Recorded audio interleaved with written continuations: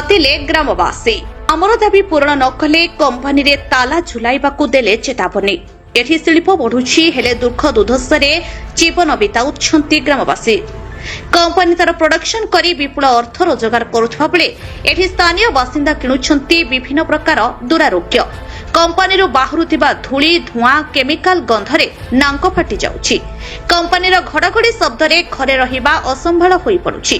एने विभिन्न समय रे ग्रामवासी निजर दाबी जणाउथिले मध्य कंपानी अधिकारी हुंतु किंबा प्रशासन एथिप्रति कनपत करुनाहंती।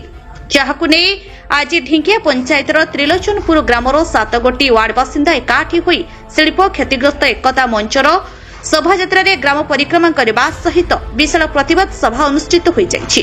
एठी प्रकल्प परे प्रकल्प कार्य आरंभ हेउथिबा बेले स्थानीय ग्रामवासी मानकु संपूर्ण अणदेखा करा जाउथिबा अभियोग आनिछंती एही शिल्प क्षतिग्रस्त एकता मंचर सदस्य माने। प्रशांत कुमार विश्वाल आज सेबा हमर चतुर्पार्श्वे शिल्प गढ़ी उठिथिला बेले आमे प्रधानमंत्री ठारू आमर जिला प्रशासन पर्यंत समस्त को अवगत कराया परे कहीं आम कथा कर्णगोचर कले शेष बाध्य होकर आमर गाँव 7टा वार्डर लोक आम एकत्रित हेलु।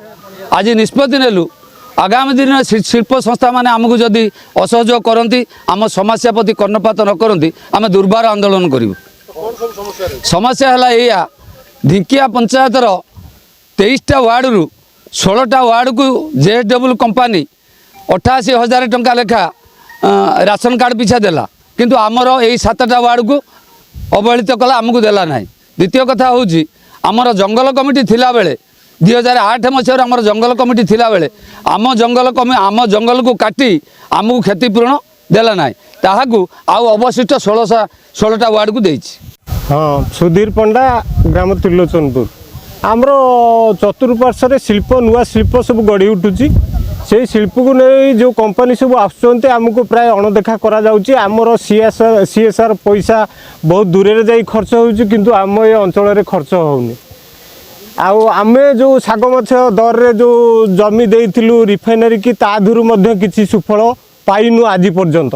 सरकार डिंडिंग पिटंती विगत सरकार कि प्रेजेंट सरकार डिंडिंग पिटंती जे आमे जो शिल्प प्रतिष्ठा करछु से जनसाधारण को स्वार्थ रे आसीबो किंतु मु 2-3टा शिल्प रे जो क्षतिग्रस्त है मु निजुक निजे चिंता करुच्ची जे कौन सी गोटे लोक आम ए अंचल शिल्प जरिया उन्नतिर स्वाद चाखी पारि नहीं किंतु ता परिवर्ते आमको जो सबु प्रकार सुविधा सुजोग जे आमर ये एरिया रे केबे भी लुणी पानी ट्यूबवेल रे पड़ेनी किंतु रिफाइनरी ड्रेजिंग परे आमे लुणी पानी सौचु आउ शब्द सौचु जमती कि आम ग्रामर पाददेश गोटे विमान बंदर तैयारी होइछि।